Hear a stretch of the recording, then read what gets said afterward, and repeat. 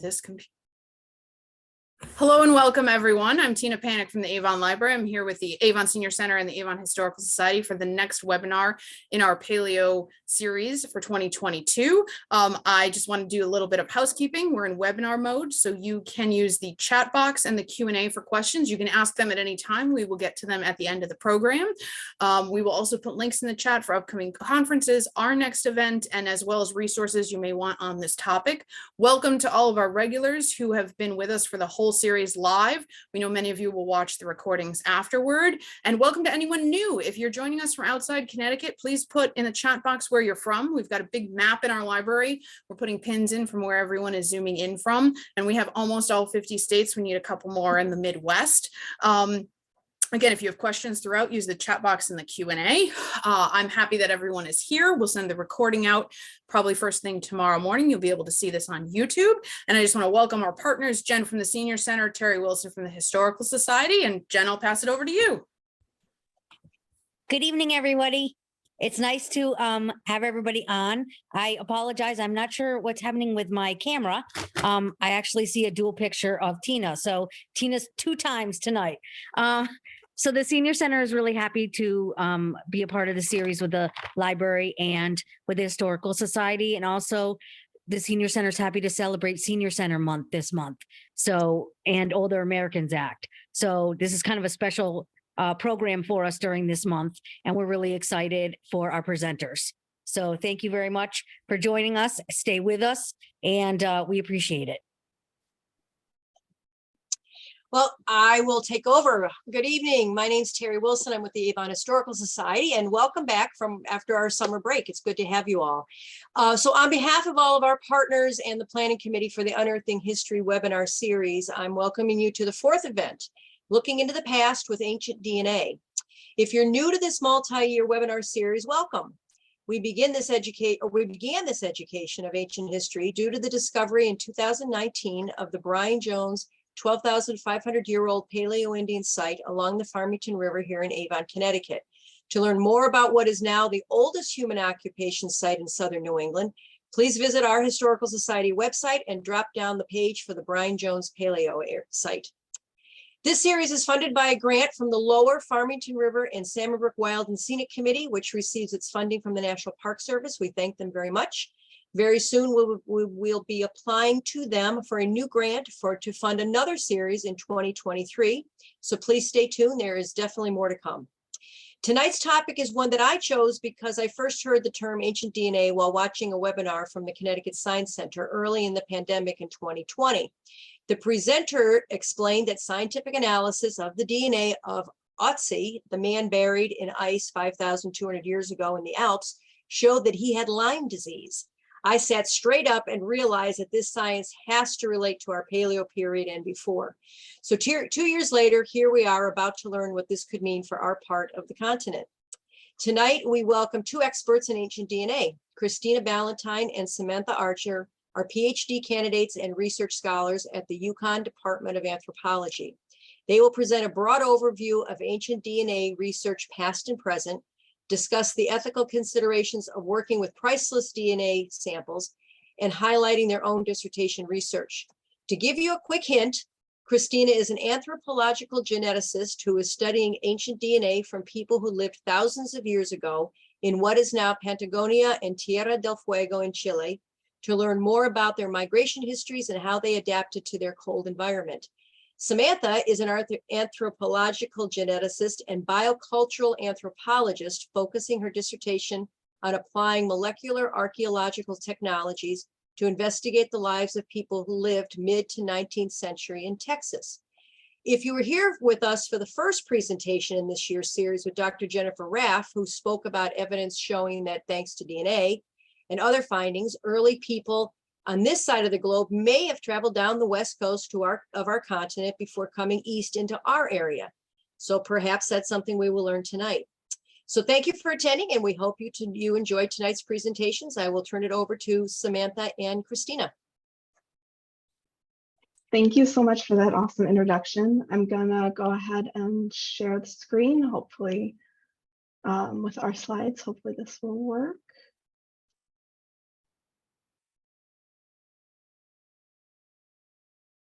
Let's see, can everyone see the slideshow presentation?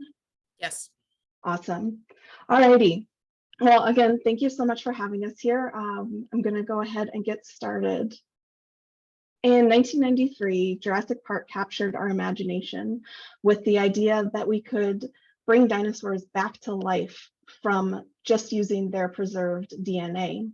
So as ancient DNA researchers today, those like Sam and I, we aren't able to literally bring the dead back to life, but we can use ancient DNA to look into the past and learn a lot more about long dead organisms. So a brief outline about what we're going to cover today. Sam and I are going to kind of trade back and forth.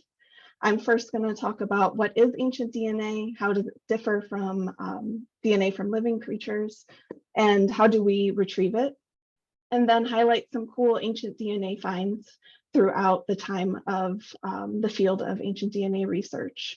Then Sam is going to jump in to talk about what ancient DNA can tell us and what it can't tell us, and some applications of ancient DNA technology to more recent contexts and how those can vary from older contexts, and what is the relationship between ancient DNA and archaeology. After that, she'll pass it back to me to talk about my PhD research a bit, and then I'll pass it back to her to talk about her PhD research.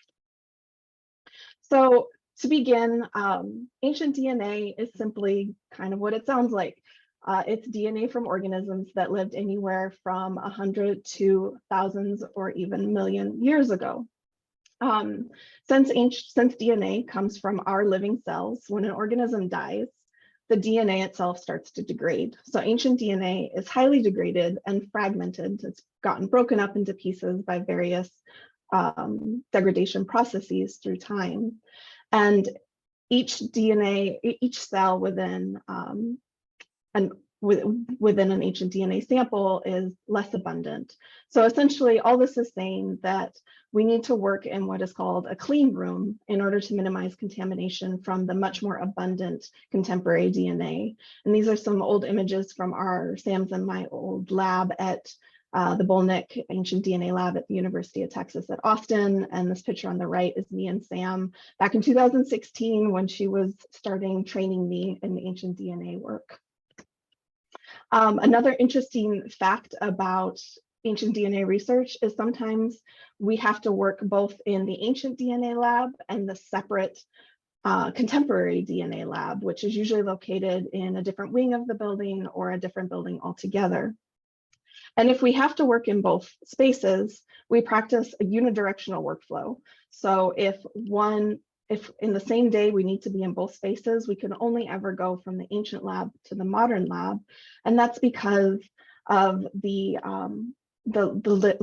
less abundance of ancient DNA. If we were to go into the modern lab first and then come back into the ancient lab, we could bringing a ton of contemporary DNA on our clothes and our hair, and it could contaminate the space and make it impossible to do our research without having to bleach and sterilize everything in the lab and kind of starting over. So where do we get ancient DNA from? The most common sources of ancient DNA come from teeth and fossilized or preserved bone fragments. In humans, since Sam and I both work with humans, these are the most common forms of where we get these remains are where we get most of the DNA from, especially within the petrous bone in the skull. This is an area of bone in the temporal lobe, so like right near your ear, which you can't see because my headphones. Deep within the ear canal, there's some very, very dense bone, and that bone is ideal for preserving DNA because it is so dense, and we're able to get a lot more DNA from that kind of bone as compared to like a long bone, like at this arm bone that I have as an image. But there are also more novel substrates, more weird things that we're able to get ancient DNA from. For instance, archaeological artifacts like preserved corn husks or preserved seeds or other botanical remains that have been uncovered during archaeological digs, as well as stone and ceramics or collagenous or keratinous tissues like hair and feathers. It's also mineralized. substrates, such as dental calculus, which is the preserved plaque and tartar buildup on teeth, invertebrate shells, eggshells, and paleofeces and coprolites, which is what the image looks like. It's preserved poop. And finally, we can get ancient DNA from specimens that are housed in natural history collections. Specimens such as those that have been preserved in salt, or the collections that we see, like if you've ever gone to a natural history museum, they have trays and trays of insects, and those preserved insects we're able to get DNA from if we're so interested. You can even get DNA from old paper, as well as herbaria, which is simply just preserved plant specimens that have been stuck on pieces of paper. So we can take samples from those plants and get ancient DNA information from them. So now that we know the basic, like a broad idea of where we can get ancient DNA, I want to talk a little bit about some cool ancient DNA finds through time. So the several examples that I'm going to go through, it's going to have a little image next to them about where, like what source of ancient DNA, like what source the ancient DNA came from. And also a lot of these are the first ever example of DNA from this organism, but a lot of them are also not, just like random interesting finds that I thought were personally cool throughout time. So it all started in 1984, so even well before Jurassic Park. The first ever ancient DNA was sequenced from the tissue of a quagga, which is an extinct relative of the zebra. And this tissue had been preserved from an animal that died 140 years ago and was preserved in salt, probably salt water. Then in 1993, we see our first ancient DNA from plant specimens from those archaeological botanical remains. And this was a 5,000-year-old piece of corn or maize that was first sequenced. And then in the year 2000, we see the first sequencing of DNA, ancient DNA from coprolites. And in this case, it was from some 11 to 24,000-year-old ground sloths, which are massive sloths that lived on the ground back in the Pleistocene, then went extinct around the Pleistocene-Holocene transition. So we don't have them here anymore, but we were able to figure out what they eat, and that the coprolite actually came from a ground sloth using ancient DNA. In 2008, researchers were able to sequence the DNA from scrapings from the inside of these two pots that had been found submerged in the Mediterranean Ocean. And they determined that those pots at one point in time contained olive oil, oregano, or resin. And then in 2010, we learned about a new relative of ours. Denisovans have only been ever described based on their DNA, as we have very few bones and are unable to do any morphological analyses.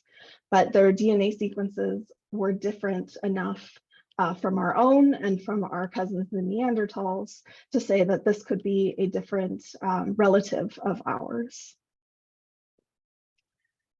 And then 3 years later, we were able to sequence the oldest ancient DNA specimen at the time.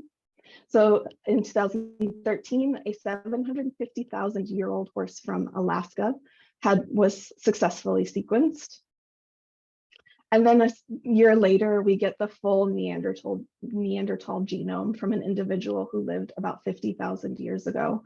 So we had gotten Neanderthal DNA in fragments for at least a decade prior, but this was the first time we had the entire genomic component. Like, we knew all of the genome, all of the genetics of the Neanderthals.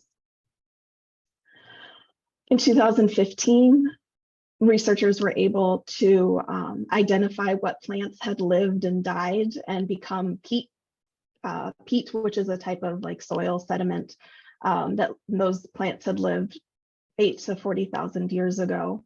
And so we're now able to like get soil and sediments from lakes and from caves and be able to sequence the DNA and see what individuals, what kind of organisms lived in those sediments or became those sediments thousands and thousands of years ago.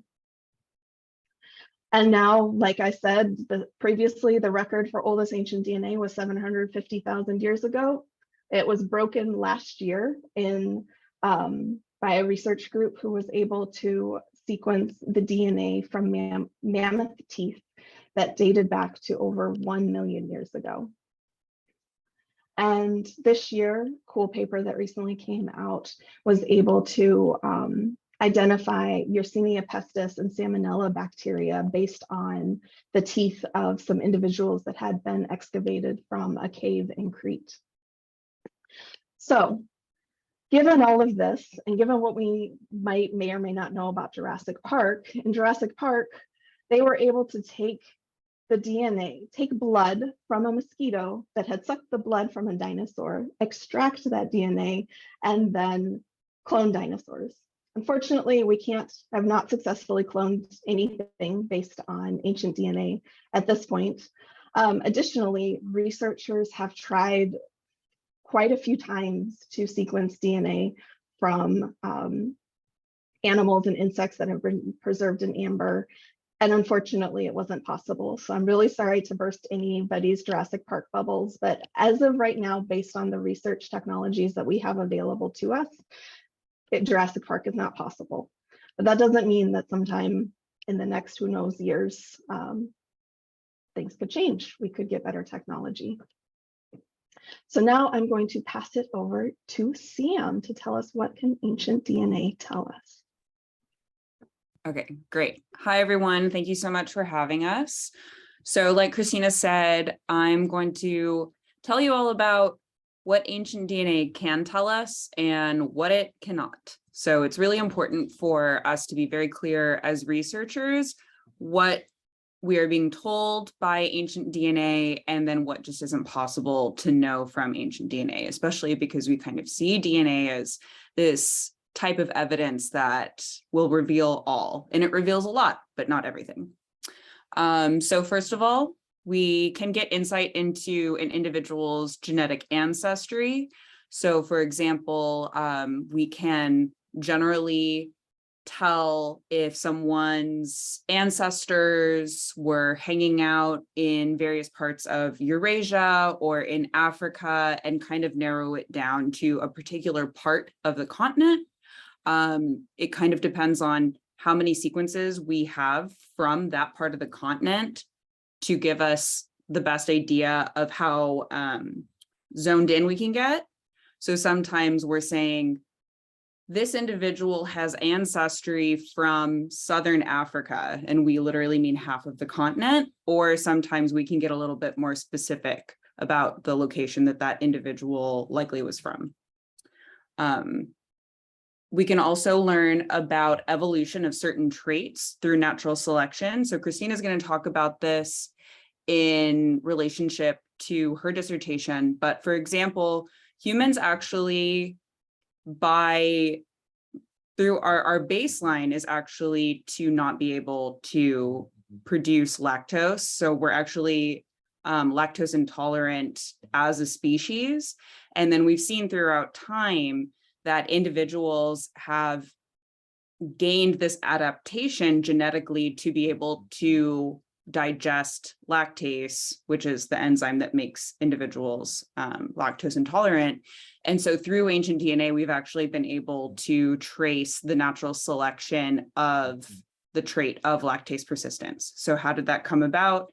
How many times has it come about? Because it's actually happened multiple times throughout the human species in very different locations. So it's not just one group of people through which it evolved and then they spread it. It's actually happened multiple times independently of each other. Okay, so genetic genealogy, I will touch on this a little bit more when I talk about my dissertation research, but this is a really exciting new area of genealogical research where traditional genealogy is when you basically have to read through a lot of paper, go to libraries, go to archives, and start looking through population records and census records and try to determine through physical paper who is related to who. So we still do that. And genetic genealogy actually allows us to then start making connections between names and physical bodies, right? So if, for example, and again, this is going to come up in my dissertation research, if there is a burial that is unidentified and this individual has literally no identifying information attached to them, but it's a body, right? If we are able to get a match between that individual's DNA and an individual who has been identified through genealogy to match up, then that tells us that this body that previously had no name actually does have a name, and we can match it up through the actual physical paper record. So that's the practice of genetic genealogy, and it is a very fast evolving field. But again, it's going to be put to use in portions of my own dissertation. So it's something that I'm definitely interested in. Okay, sex-related patterns of movement. So for example, through ancient DNA, we can study whether or not a group of people were, for example, patrilocal, meaning that females in that group were marrying out of their own community and they were going to live with their husband's group or community. And we can trace that through how we're watching either mitochondrial DNA, which is a signature of the female line, or the Y chromosomal DNA, which is a signature of the male line. Through tracing that, we can actually see how females and males are moving in terms of marriage practices and where they're going kind of in their general area. Very basic reconstructions of appearance. I want to stress very basic reconstructions because it's just not possible to get a completely accurate reconstruction of somebody's appearance from their DNA. But we can tell very basic things like eye color and hair color, and we can make an approximation of skin color, but we will never be able to know with full confidence exactly what their skin color was, but we can make an educated guess. So very basic reconstructions of appearance are possible to a certain extent. Dietary reconstruction. Christina mentioned something called dental calculus, which is hardened tooth plaque. And so actually through the DNA of the foods that an individual was eating throughout their lifetime, up until very recently, humans didn't go to the dentist very often, if ever. And so actually that helps us out because we can then try to get DNA from that hardened tooth plaque, the dental calculus, and it actually gives us a snapshot into what this person was eating throughout the course of their lifetime. Okay, microbiome research. So researching the bacteria in someone's gut can tell us a lot about the evolution of health. Pathogens and disease, it is possible, depending on what parts of somebody's skeleton we have access to, if they, for example, had some kind of lesion or something that left a mark on their skeleton, it is possible for us to get pathogenic DNA out of that and do research on diseases that might have afflicted that individual. And then last but not least, and this is a rapidly growing field that folks are really, really interested in, it is possible for us to do some very broad reconstructions of the extent to which somebody experienced stress and trauma throughout their lifetime. This is a growing field of ancient DNA research called paleoepigenetics, and it essentially gives us an insight into individuals who potentially were systematically othered throughout their lifetime or potentially experienced extreme hunger. And that just gives us an insight to past living conditions. Okay, next slide. Okay, and so then what ancient DNA cannot tell us So one, how someone died. We can make an educated guess sometimes based on what is available to us, but it's actually much more likely that an archaeologist or an osteologist might be able to gain some insight into how someone died rather than we could. It's just not possible to tell how someone died through their DNA. Where someone was born. Now, I mentioned genetic ancestry earlier on the other slide. Genetic ancestry is giving us an insight into where an individual's ancestors thousands and thousands of years ago were living. So even if we're looking at somebody who died 500 years ago, we're not necessarily seeing in their DNA where they themselves were born. We're seeing where their ancestors were born. And so DNA cannot actually tell us with full confidence where someone was born.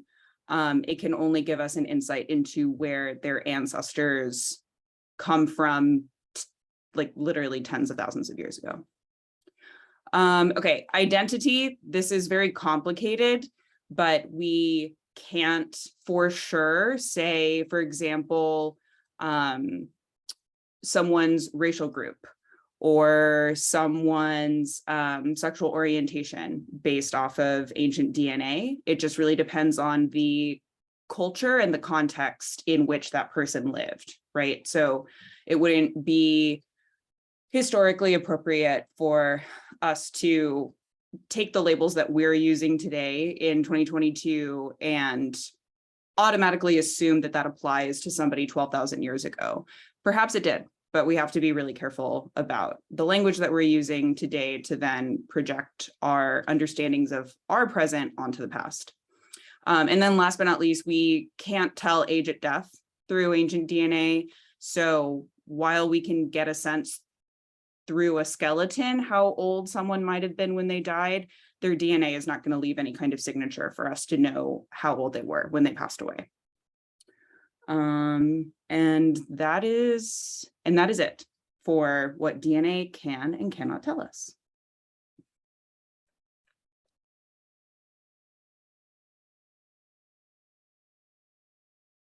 Christina, you're still muted. Thank you. So I will now talk about my PhD research, and then Sam will go into more depth about hers.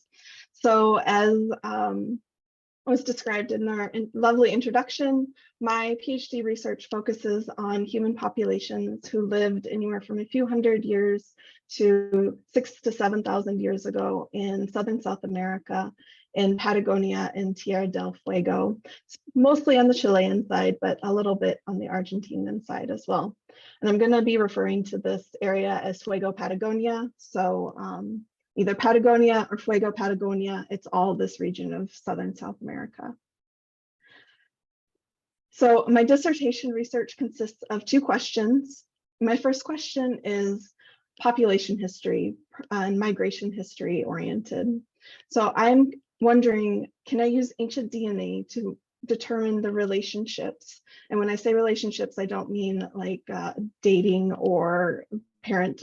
I could get some parent offspring stuff, but mostly what I'm interested in is broad evolutionary relationships of groups between different hunter-gatherer groups that lived in Fuego Patagonia. And this will make more sense in a second. So historically in this region of the world, people first migrated into the southern cone of South America at least 10,000 to 13,000 years ago. And these first hunter-gatherers that migrated here were on the main parts of the continent and the island of Tierra del Fuego. And their main food source was terrestrial animals, such as the guanaco shown here, which is a relative of the llama. And these hunter-gatherers also had a very specific to their way of life toolkit that they used to hunt the animals that they used to survive. And these included bows and arrows, such as these arrowheads here, and boladeros, which are rocks affixed to string that were used to catch terrestrial animals. So terrestrial hunter-gatherers lived in this region for several thousand years. And then in the archaeological record, there's a sudden appearance along the Western archipelago of very specialized marine hunting and gathering tools, as well as canoes, implying that possibly a new group of hunter-gatherers that moved by canoe along the Pacific coast migrated into the region. So this was about 4,000 years after terrestrial groups are seen in the archaeological record. And so archaeologists have put forth two hypotheses as to this pattern. The first hypothesis is that terrestrial groups migrated into Fuego Patagonia, and then some subset of those groups were like, we're going to start hunting these sea mammals, seals, lions, and rely more on marine resources. And so that is the relationship between the terrestrial and marine groups.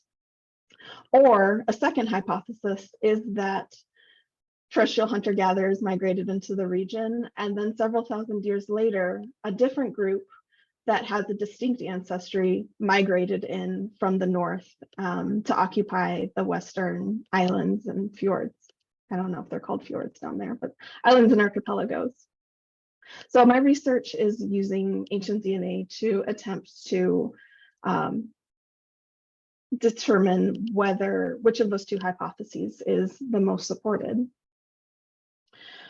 My second research question for my dissertation, as Sam alluded to, is looking at adaptation using ancient DNA. So my second question is, did ancient humans adapt genetically to the cold and low vegetation environment of Fuego Patagonia? So previous research has identified in the northern Arctic regions of our world genetic adaptation in populations that have lived in the Arctic for thousands of years, hundreds of generations. And these include adaptations that help the body stay warm in cold climates, as well as adaptations to a high-fat diet, because it's kind of hard to grow vegetables in extremely cold environments. And so populations in the Arctic and in the extreme sub-Antarctic tend to rely more on animals and therefore have a higher fat diet. And these two regions are very similar. No research has yet been published on any adaptation in Southern South America. So it's kind of a big blank page that I'm trying to look at to see if I can determine any signals of this adaptation. So a brief overview of how I am going to be answering these research questions. I'm using two methods. The first method is finger sequencing of the mitochondrial DNA. So Sam mentioned earlier that you can determine maternal ancestries using mitochondrial DNA or paternal ancestries using Y chromosomal DNA. And so I am studying the mitochondrial DNA to see migration patterns of females throughout time in Patagonia and Tierra del Fuego. And mitochondrial DNA is pretty awesome for ancient DNA research because there are tons of mitochondria within each and every one of your billions of cells. And there's lots of copies of mitochondrial DNA in each one of those mitochondria. So compared to nuclear DNA, there's a ton of mitochondrial DNA. So even though we get just half of the population history, like we're only able to uncover the female side of the population histories, it's so easy, relatively easy and cost effective to use mitochondrial DNA that it's a good first step. But now I'm also using whole genomes from nuclear DNA so I can get a broader picture of the both female and male population histories, as well as get insight into adaptation, because you can't really do too much adaptation research with mitochondrial DNA. So briefly, how do we get the DNA? We start with tooth or bone or any of the other substrates that I talked about earlier, go through a 3-day process to break the cells down and extract the DNA, and you end up with a little vial with a little bit of fluid that contains a little bit of fragmented DNA. And for mitochondrial DNA research, we want to amplify a certain part of the mitochondrial DNA because that part gives a lot of insight into population history because it mutates rather rapidly compared to the rest of the mitochondria. So in order to get data from these small vials, we need to make a ton of copies of the part of the DNA that we're interested in, and that's where polymerase chain reaction comes in, or PCR. It allows us to create billions of copies of the segment of DNA we're interested in, and then send it off to another lab where they put it in a Sanger sequencing machine that gives us data that kind of looks like this. That shows us what the different bases ATGC are and what that sequence is. And we compare those sequences to reference sequences and to other individuals in the population or other populations in order to get an insights. Now, if we wanted to, when I'm working with the whole genome DNA, it's a bit more complicated. We take our DNA extraction and then we have to do something called library preparation. So the machines that are used to generate whole genome sequencing data, and I'm talking billions and billions of these ATGC bases for us to analyze, the DNA has to be prepared in a way that the machine can actually read the DNA. So very briefly, we go through a process that essentially glues on little fake DNA sequences to the ends of all of the DNA fragments. And those fake DNA sequences stick onto the technology in the machine that lets it do all of its fancy stuff. And again, it's kind of a black box. I understand the extraction and the library prep stuff, but once I send off my libraries or my PCR amplified DNA to another lab, I have no idea what happens. So, but I do get data back that looks like billions, hundreds of thousands of lines of these 4 lines. And the only thing that matters is the second line, and that is the DNA sequence. And then there's a bunch of computational analyses and stuff that, again, is a lot of black box. You just have to trust that the scientists that created these programs to do the analyses that you want to do know what they're doing, and they do 99% of the time. And you can get your research answers from that. So just briefly, I'm still kind of in the middle of all this analysis. I have completed the mitochondrial analysis, so I can answer to a certain degree question 1 about what are the relationship differences between hunter-gatherer groups in Fuego, Patagonia. And based on mitochondrial DNA, it looks like terrestrial hunter-gatherers and marine hunter-gatherers were distinct lineages that derived from one another by 14,000 years ago. So well before anyone had moved into Fuego, Patagonia. So if you remember earlier, I mentioned 2 hypotheses. This is most supporting the second hypothesis, that a new group of marine hunter-gatherers migrated into the region after people had already been living there. But there's been some other studies that suggest that the first hypothesis I discussed, that they're actually descendant from terrestrial hunter-gatherer groups, is more supported. So I think essentially what's going on here is we're seeing different pieces of very complicated population histories and migration patterns, and that I'm seeing maybe some of the marine individuals who were in Fuego, Patagonia, they migrated into the region later, whereas some others had derived from terrestrial groups. And so it's just kind of a big jumble, and we're trying to tease it apart a bit, but we can't time travel back in time. So given the limited data that we have, I'm just trying to get pieces of a puzzle of a very complicated movement of people throughout time. And as for my research question 2, did ancient humans adapt genetically to the cold, low vegetation environment in Fuego, Patagonia? I'm sorry to say I haven't done those analyses yet, but I think it's a really cool research question, and hopefully in the next month or so, I'll have some answers.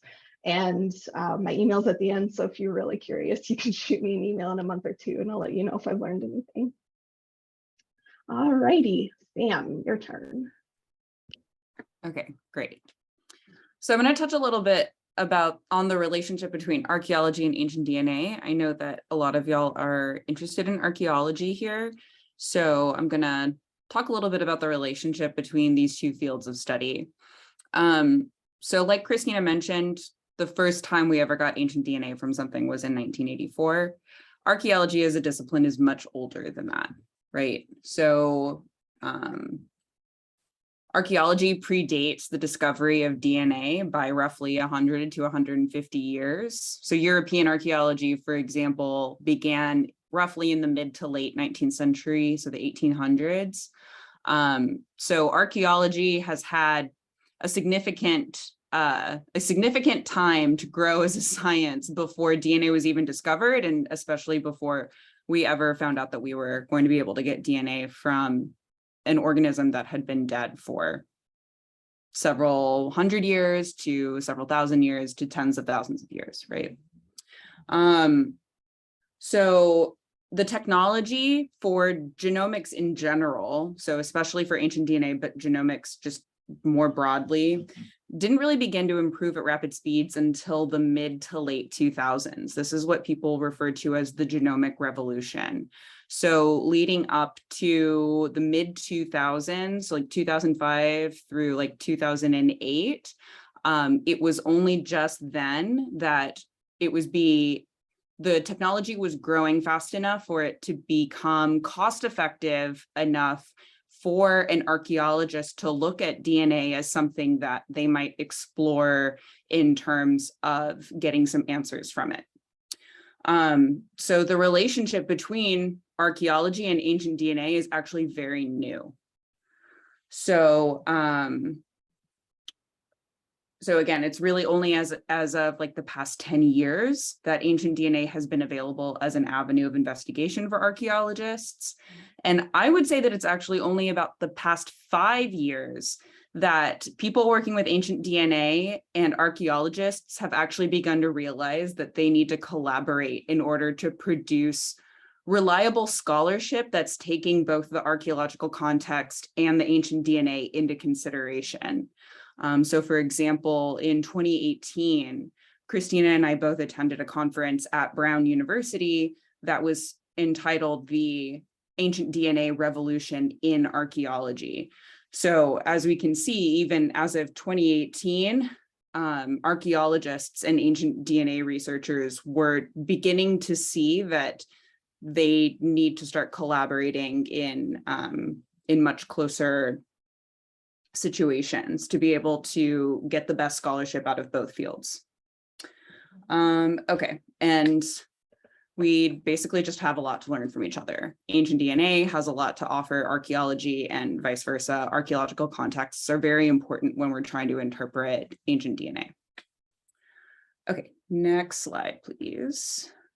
Okay, so now I'm going to talk a little bit about my PhD research. So my PhD research is not quite as ancient as Christina's version of ancient DNA.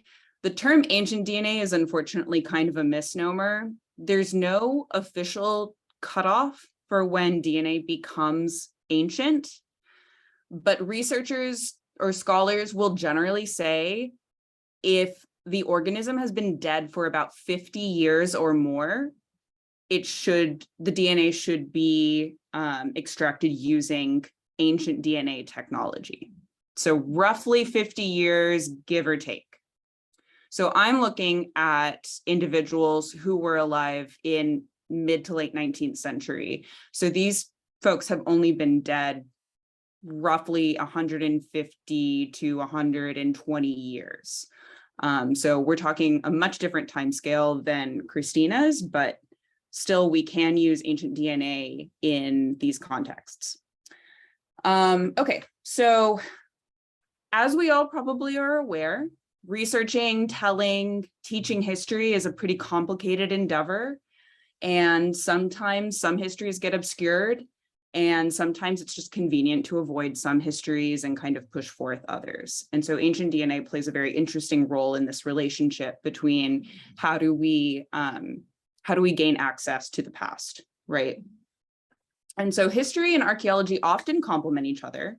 And often scholars between archaeology and history do agree on interpretations, but they both do have different lines of evidence or different methods to look at the past, and sometimes they don't agree. And so ancient DNA has become to play this very interesting role between history and archaeology, because DNA is still to a large extent seen as this kind of trump card, so to speak. So for example, so a great example of this is recently, as ancient DNA has become more and more frequent for archaeologists to turn to get evidence, we've had several situations in which a skeleton has been osteologically sexed. Okay, so someone has looked at a skeleton and said, this skeleton is female. And the material culture or the grave goods that individual was buried with, it checks out that this was a woman.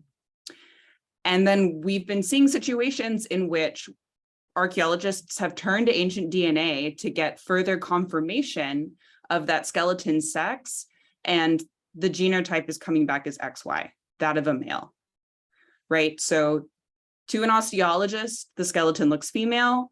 To the archaeologist, the skeleton looks like it belonged to a woman, and to the genetics, it's XY. And so archaeologists and obviously ancient DNA researcher we're struggling with how to make everything make sense, right? So again, if DNA is ultimately seen as this trump card, then that would make that skeleton male ultimately. And then we kind of have to figure out why the grave goods appear to be that of a woman's, right? So it kind of presents this very interesting issue that archaeologists and historians have never had to deal with before. Okay, so moving on again a little bit to my own dissertation research. So my dissertation explores how we might both complement and complicate the ways we tell Texas history through ancient DNA and its archaeological contexts. And more specifically, I'm trying to focus on telling the histories of marginalized peoples utilizing ancient DNA technology. And so my dissertation looks at ancient DNA from individuals who have been uncovered from quote unquote forgotten burial grounds in Texas during the mid to late 19th century. And given that that many stories of marginalized Texans during the 19th century have been overlooked either unintentionally or purposefully, I'm interested in thinking about how ancient DNA can actually help reveal to us these histories that have been, again, either intentionally or unintentionally just kind of conveniently forgotten. Okay, next slide. Okay. So just a little bit of context for my dissertation. So my dissertation largely looks at these two different burial grounds that as of right now, we are thinking are primarily of Black individuals. And so just to give y'all a little bit of context about where the individuals that I'm looking at, where they're coming from, what their history was. Okay. So under this idea that I'm trying to research Black Texas history through ancient DNA, we first need to understand when African Americans were being brought to the part of land that is now known as the state of Texas, which is in 1821, which is when white American and European migration into what is now known as Texas started. And at the time, Texas was still Mexico. It was still the northeasternmost state of Mexico, Coahuila y Tejas. And then in 1836 is when Texas declares its independence. It becomes its own country, and it stays that way for 9 years. And then it joins the United States. And so roughly from 1821 until the end of the Civil War in 1865, there very much was slavery in Texas. And so I'm interested in looking at if some of the burials that have been uncovered do have individuals from that time period. How can we start studying Black Texas history through ancient DNA leading up into the early half of the 20th century? Okay, So Texas is both literally and figuratively seen as the final frontier of slavery in the United States. And this is for a both very troubling and interesting reason. So because Texas was once its own country for 9 years, when the Civil War started in 1861, slaveholders actually thought that Texas might return to being its own country again if the Confederacy lost the Civil War. So at the start of the Civil War in 1861, there were approximately 180,000 African Americans enslaved in Texas. And by the end of the Civil War, there were 250,000 African Americans in Texas. And so again, that means that over the course of 1861 to 1865, 70,000 African Americans were brought to Texas by white slaveholders, with the slaveholders holding out hope that Texas would actually become its own country and then be able to make slavery legal just in Texas if the Confederacy lost the Civil War. So we all know how that played out, thankfully, and that did not happen. And so this is actually why, folks might have heard recently of Juneteenth being declared a national holiday. And so if folks aren't familiar with the history of Juneteenth, this is the day that Black Texans learned of their emancipation from slavery. And so while the Emancipation Proclamation had been given in 1863, the Civil War wasn't officially over until April of 1865. And then it wasn't until June 19th of 1865 that a Union general made his way down to Galveston, Texas, and then was able to start informing Black Texans that they were free and that Texas it hadn't rejoined the Union yet, but that they were free and that slavery was quote unquote over. And so Juneteenth is both a big deal because it was the last major group of formerly enslaved African Americans to learn of their freedom. And also because there had been such a large influx of individuals into Texas towards the end of the Civil War. So Juneteenth actually became a state holiday in Texas in 1980, and it's been celebrated in Texas since 1866, the year after the year after Juneteenth happened. Okay, next slide. Okay. And so then just to give y'all a really quick insight into what life for Black Texans was like in the late 19th century. So once folks learned of their emancipation, it's kind of a commonly held notion that they left immediately, and that's actually not the case.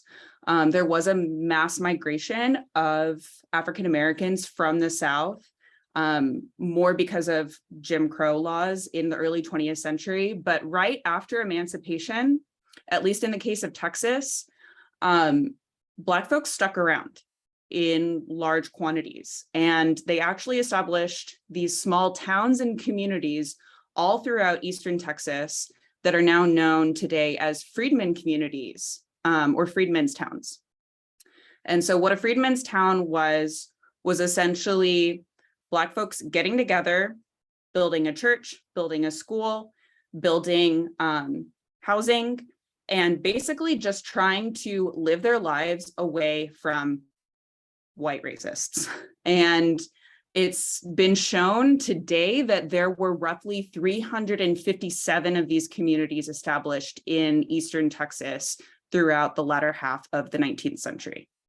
And so this is important because we've now come to see that over 31% of Black Texans owned land in 1900. And it wasn't until the imposition of Jim Crow laws in the early half of the 20th century that those individuals actually then got dispossessed of that land. And so the reason this applies to my dissertation is because one of the projects that I'm working on for my dissertation, which I will explain in just a second, actually are Black individuals from this exact part of Austin, Texas, which is one of the cities of where these folks that were living in the freedmen's towns were actively pushed out by the city, and then their land was taken by the city and is now, for example, several freedmen's towns existed just north of the Texas state capitol, and today is actually the University of Texas at Austin just sits on top of that land. So the city of Austin in 1928 were like, you have to go over there, you have to go live in this area. And so that area is actually where one of my dissertation projects is taking place. So I'll explain that now. Next slide. Okay. So again, like I mentioned, my dissertation research sits at the intersection of historical archaeology and genomics. And I'm looking at two historical, again, quote unquote, forgotten burial grounds in Texas with individuals interred approximately from 1839 to 1914. And so again, the broader context of my work looks at how ancient DNA technologies can both complement and complicate how we tell this part of history in Texas, specifically the second half of the 19th century. Next slide. Okay. So like I said, I'm just going to talk about one of the two projects because I know that we're running up on time, but one of the two projects that I'm looking at for my dissertation comes from this cemetery in East Austin, Texas, called the Oakwood Cemetery. Oakwood Cemetery is actually the oldest city cemetery in the city of Austin, Texas. It was established when Austin was established as the state capital of Texas in 1839. And so in 2016, the city of Austin was doing renovations on a chapel that was built on the grounds of the cemetery in 1914. And as the renovations were happening, they realized that the chapel had been built on top of 36 burials. So 36 individuals, including infants and young children, were discovered buried underneath the structure of this chapel that sat on top of the ground on the cemetery property. And there is no associated archival material or records of these individuals' names or families. We just don't know who they are. And the only guess that we have as to who they are has to do with the fact that this particular plot of land is what was known at the time as the Pauper's Fields or the Potter's Fields, and the historically colored grounds. So this was the racially segregated portion of the cemetery. And it also was where if someone died and their family couldn't afford to bury them, they became a ward of the state, and then their bodies would then be buried in this portion of the cemetery. So our best guess, based on what we know of this particular area of the cemetery, plus the archaeology that's already been done, is that these individuals were more than likely predominantly Black, and then potentially some of them were of Mexican origin, and some of them were poor white people. So again, archaeological analysis was completed in 2020, and this was including osteological analysis that estimated race, age, and sex. And so ancient DNA, which is what I'm looking at for my dissertation project, may confirm, complement, or contradict these archaeological findings. So it'll be interesting to look at these different lines of evidence and then start to think about how do we make sense of who these people were, their identities, and how they fit into society in Texas in the late 19th century, still not potentially knowing their names. Now, on the subject of maybe potentially knowing their names, next slide. These are the things that we might be able to learn through ancient DNA analyses. So genetic sex certainly is something that we can look at and then compare that to the osteological analyses that have been done. We can look at relatedness between individuals at the cemetery. So because there were infants and children also found, we might be able to see if, for example, those children's mother was also amongst this group of people. So we can take a look at that. And then the ancestry descendant relatedness is a portion of the genetic genealogy that I was mentioning earlier.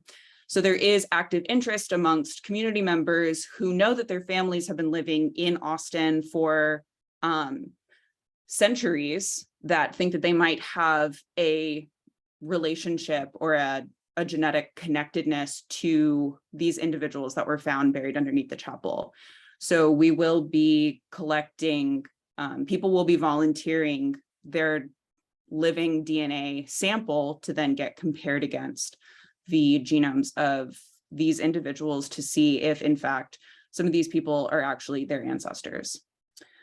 Genetic ancestry, again, will give us a basic insight into where these people's ancestors were living thousands and thousands of years ago, right? Not where their immediate ancestors were from.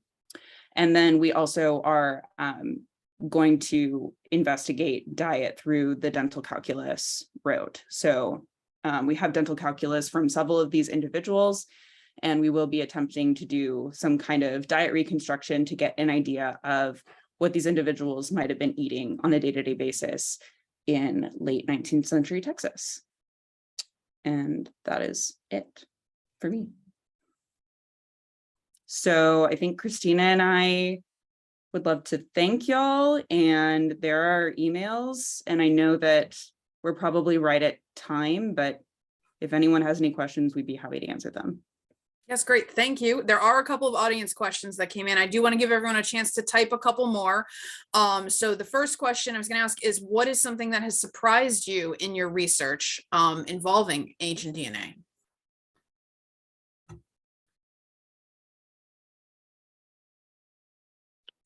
I can. Oh, Oh, you go. You go first. oh, I was just going to say how hard it is. Okay. That was what I was going to say too. Oh, okay. It honestly is the most exhausting, like the most physically exhausting thing that I've done beyond like intensive athletics. It's very, very physically demanding work. We have to, you saw pictures of us in the full PPE. So that's like, we wear every part of our skin that can be covered is covered. So we're wearing full PPE. Even though the lab is kept very cool, we get really hot, we get really sticky, we get.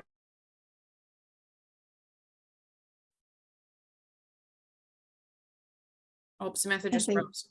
Yeah, I'll kind of continue until she comes back.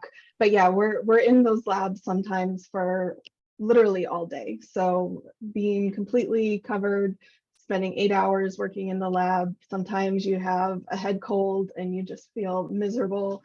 And sometimes you have to go to the bathroom really bad, but it is a gigantic pain in the pain to get in and out of all of that gear. So you just wait until you're done with your work. And to build off, so not only is the wet lab, we call that part of the analyses, wet lab, when we're in the ancient DNA lab. But what I was going to say, because past several years I've been working on the dry lab aspect, and that is also like not physically. Oh, do you want to add more to wet lab? Welcome back. No, I'm so sorry, my internet cut out. That's okay. Welcome back. I was just going to say, like, the computational analyses too are incredibly complex and confusing, and you have to learn to think like a computer in order to tell the computer to do the analyses that need to be done. And so that's been absolutely mind expanding. In addition to all of the years of spending full days in the wet lab, the ancient lab before that.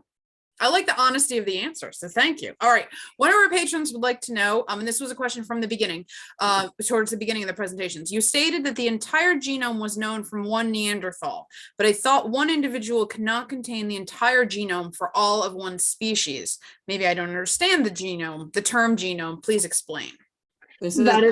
I saw this and I was like, that is an excellent question. Yes. Christina, yes. go ahead. Yes, and feel free to chime in.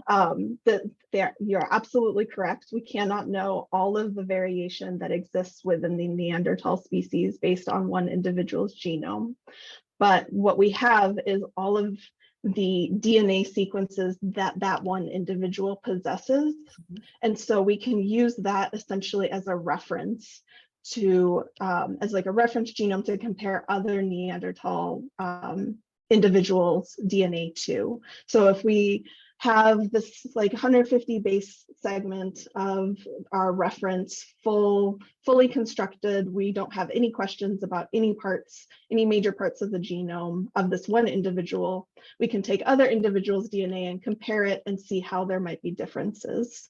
And so when we say genome, we're talking about the single, and I might have misspoken slightly, like the single full genome of this one individual. And that will help us give insights into all of the, slowly as we get more data, get more individuals sequenced, the variation that exists throughout the species or subspecies or cousins.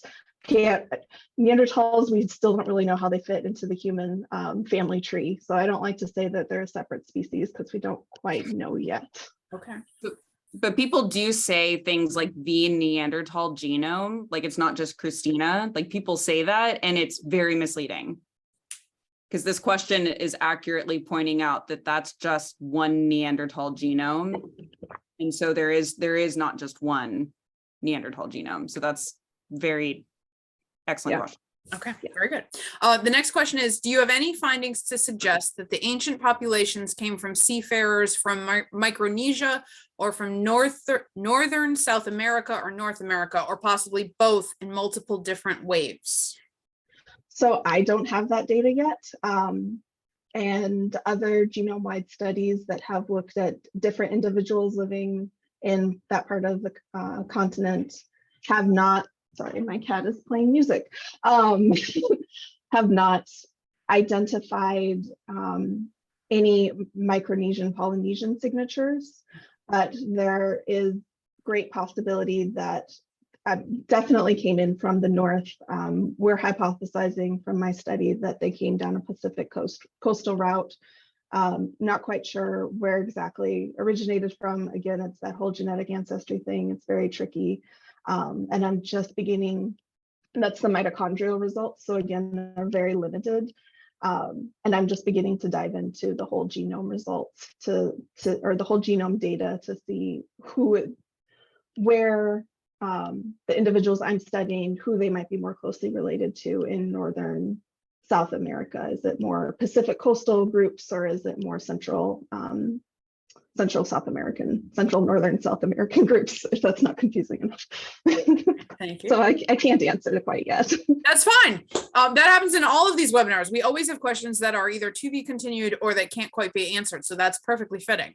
The next question, and the patron did add some clarification too. So I'll start with the question, and then I think you guys can see the clarification too. Is there any possibility that people with sex chromosomes that appear to not match their grave goods or skeletal characteristics may be what we now recognize as intersex or transgender? And then to clarify, intersex to describe someone who has an atypical sexual development, and then the transgender where they're identifying with the gender they weren't born as. Excellent question. I actually just went over this entire subject with my students like no more than 2 days ago. Okay. So yeah, excellent question. And the answer is absolutely. And it's actually not, it's very recent that technologies have been developed for us to be able to potentially identify intersex variation in people that have been dead for a while. Before this is a method that came out like no more than a year ago. But before, the only way to visualize somebody having a quote unquote atypical genotypic sex as XXY was to visualize it as they were alive via a karyotype. So in the way that we talk about how we visualize individuals who have Down syndrome, that's when we're taking a picture of their chromosomes and we're actually looking at a live cell. And so when someone dies and their DNA starts to break down, there's no way for us to do a karyotype of a dead person.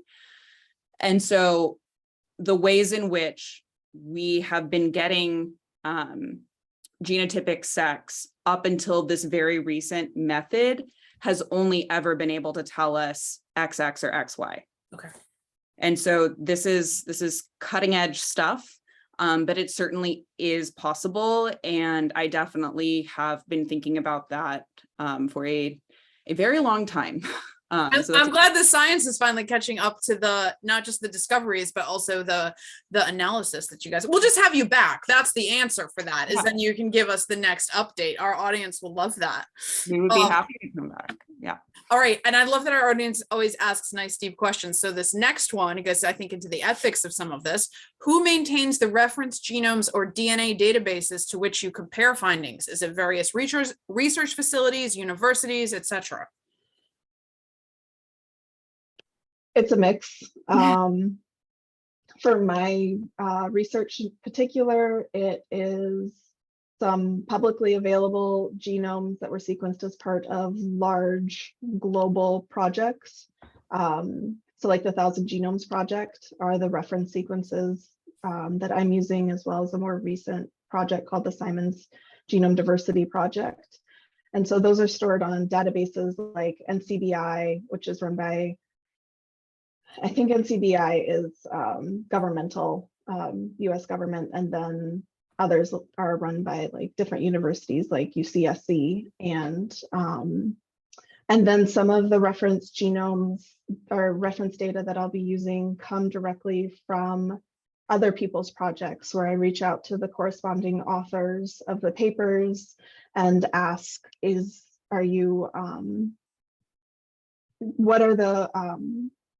what sort of consent have you gotten to use these data? Am I allowed to use these data? Oftentimes you have to fill out the paperwork that says, this is the project I'm going to do, this is how I'm going to use these data, this is how I'm going to disseminate it.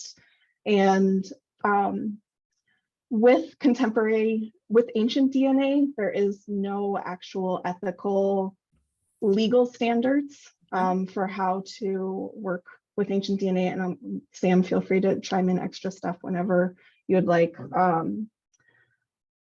There is for living people IRBs, the institutional review boards, which control how individuals who are living are researched.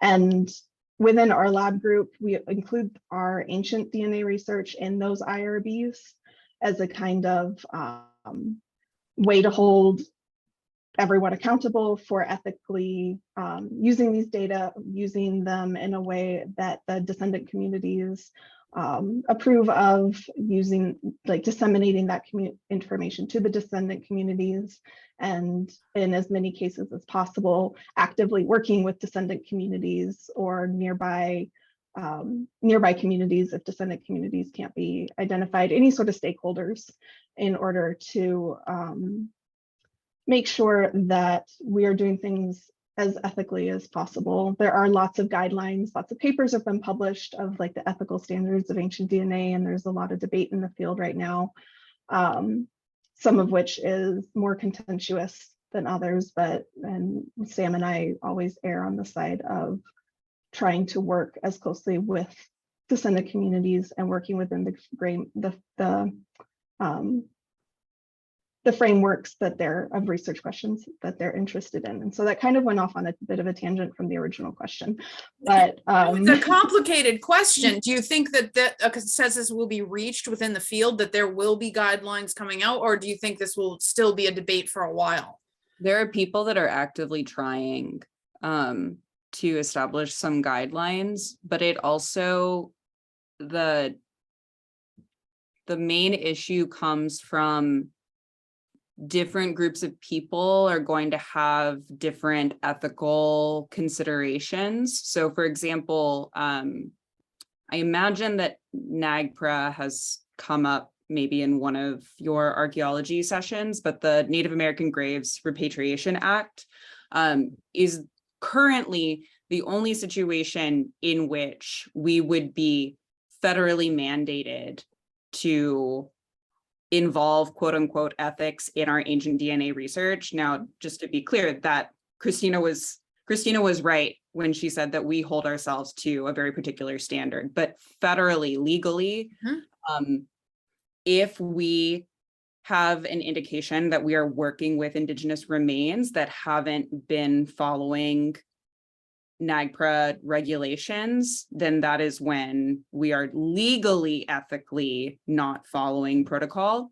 And this is very important, especially related to my own research. There is an act to give similar protections to African-American burial grounds as there are for NAGPRA that as of a few months ago was in the House at the federal level. So that is something that folks are trying to get established so that these quote unquote forgotten African-American burial grounds are going to be given the same kind of federal protections that Indigenous remains are given under NAGPRA. Okay, that's a whole nother topic as well. Thank you. And then one of our patrons, I had a direct question for you, Samantha. You mentioned, and I'm going to probably mispronounce this, the Denisovan. Where were they discovered? Did I say that even close to close? Yes, you did. Okay. Denisovan, Siberia. Okay. They were discovered in that cave I will not be able to pronounce, but they were discovered, or the very few remains that we have were discovered in Siberia. How long ago, Christina? Like early 2000s, because the DNA sequence came out in 2010. I think it was like 2007 or 8. Would be a best guess. I would have to look at Wikipedia to find out for sure. I don't have that number in my head, but it was like the Denisova Valley or the Denisova part of Siberia, but in some cave that is, yes, I could not pronounce it either. And people have tried to get a reference genome from Homo erectus, which would be our most recent not hominin ancestor, but that has not been possible yet. Okay. All right. That wrapped up the questions from most of our patrons. Is there any parting thought you just want to leave with our audience on this topic? And you can assign homework to us if you want to.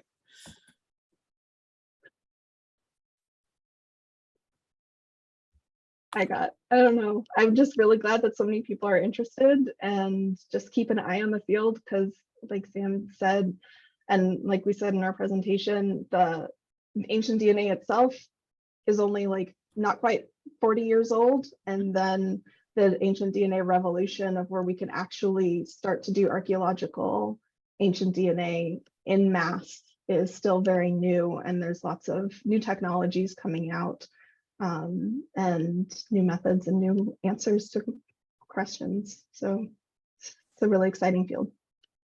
I really appreciate you guys having me. Thank you. Thank you very much for doing that. Yeah, thank you for doing this with us. It was really fascinating. And to know that this is such a young field, that there's so much opportunity out there for scientists to explore and get into is just phenomenal. Because just imagine in 20 years, the conversation is going to be very different, I'm sure. And it's going to be just, much more explosive. So this is terrific. Thank you very much. All right. And good luck with both of your dissertations. I hope, and Thank you. I hope it all goes well. All right. And we'll see everyone next month. Thank you. Have a good evening. Thanks so much, everyone. Thank you.